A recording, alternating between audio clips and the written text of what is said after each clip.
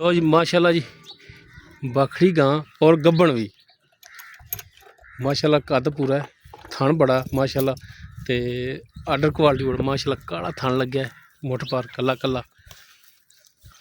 ये किनवा वारा सुई? ये तीसरा वाला सुई जी। तीसरा वारा ते गब्बन कितनी देर दी?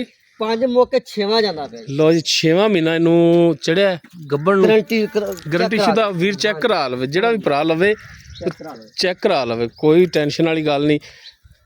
6वां महीना चढ़ गया 5 पूरे हो गए ने। और जनाब दुध किन्ना इहदे थल्ले?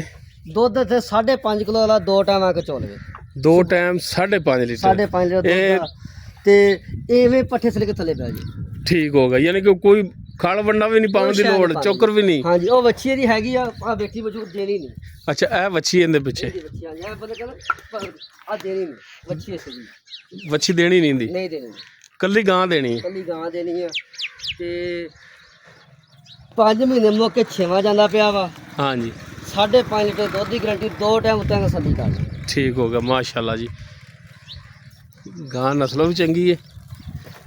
और जनाब वादा घाटा छट्टा फुआरे वो तो चवाई हो के ते अगे आ ही जाना। अच्छा बिल्कुल जो ताज़ा सुई कितना दुध कर दी रही? दुध तो 18-19 लीटर कर दी 18-19 लीटर कर दी रही। ठीक होगा माशाल्लाह क्योंकि दुध वाली दसी जाती लिबास इनका दसी जाता वधर दसी जाते हैं तो की इनका डिमांड करते हो? डिमांड है 2,60,000 रुपये 2,60,000। हाँ ਆਪਾਂ ਲੰਮੀ ਚੌੜੀ ਕਰਦੇ ਨਹੀਂ ਇੱਥੇ 3,20,000 ਦਾ ਕਰਦੇ ਸੀ ਤੁਸੀਂ ਕਾ ਉੱਤੋਂ ਹੀ ਗੱਲ ਕਰ गल जायज़ करनी चाहिए।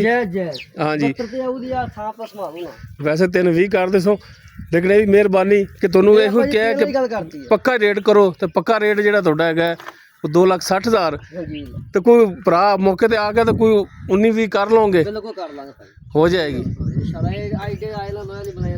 हाँ जी